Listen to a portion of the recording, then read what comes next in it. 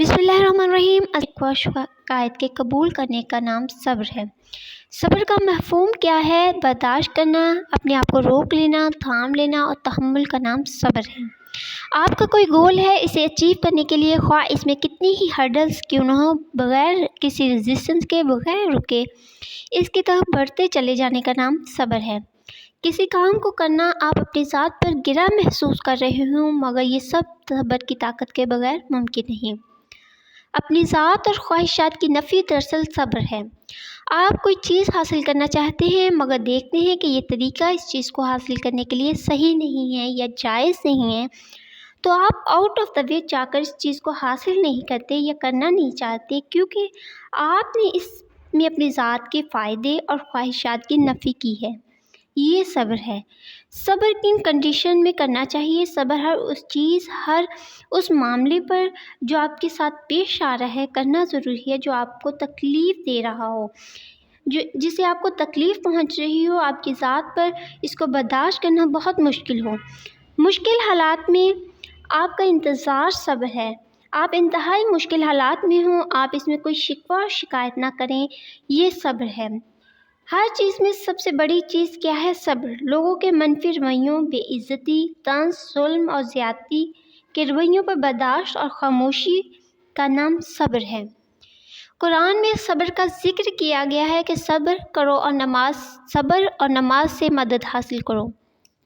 یہاں اللہ نے وعدہ بھی کیا ہے، مدد کا وعدہ کیا ہے، اللہ صبر کرنے والوں کے ساتھ ہے۔ یہ کتنی بڑی تسلی ہے کہ اللہ کا ساتھ ہونا۔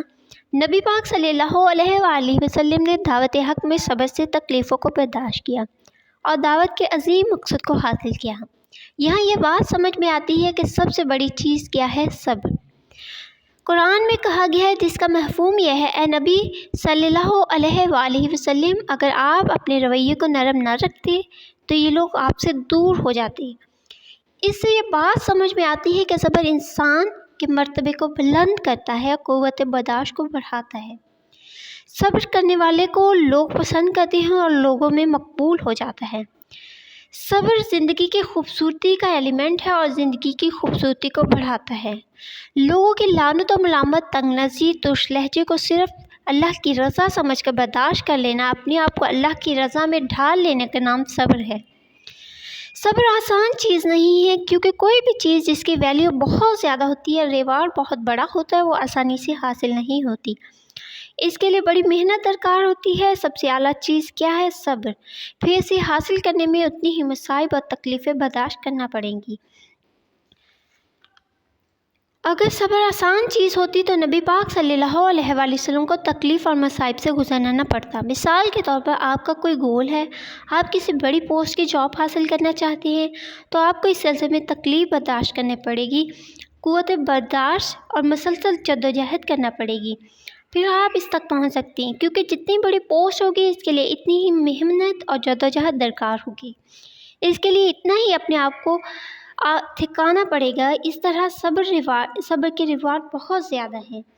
صبر ہمیں اسٹرینتھ کیسے پرووائڈ کرتی ہے؟ صبر ایک زبردست قوت ہے جو لوگوں کو زندگی کی مشکل حالات میں لچک کے ساتھ مقابلہ کرنے کی طاقت دیتی ہے۔ صبر مشکلات کو برداشت کرنے، تاخیر میں تسکین، ہمت و برداشت کا نام ہے۔ صبر مایوسی میں امید اور کامیابی کا نام ہے، کیونکہ مایوسی کفر ہے، یہ ہمارے کردار کی طاقت کو ظاہر کرتی ہے۔ صبر کی طاقت تکلیفوں اور مصائب پر قابو پانے میں مدد کرتی ہے اور انسان کو بہترین انسان بننے میں مدد کرتی ہے۔ صبر اسٹرینتھ کیسے پرووائڈ کرتی ہے؟ اللہ کا ساتھ ہونا۔ صبر کرنے والے اللہ کی رضا کے لیے مصائب اور تکلیفوں کو برداشت کرتی ہیں۔ اللہ کا ساتھ ہونا صبر کرنے والوں کے لیے یہ پہلو بڑی تسکین کا باعث ہے۔ یہ کتنا لطیف احساس ہے نا، اللہ کا ساتھ ہونا۔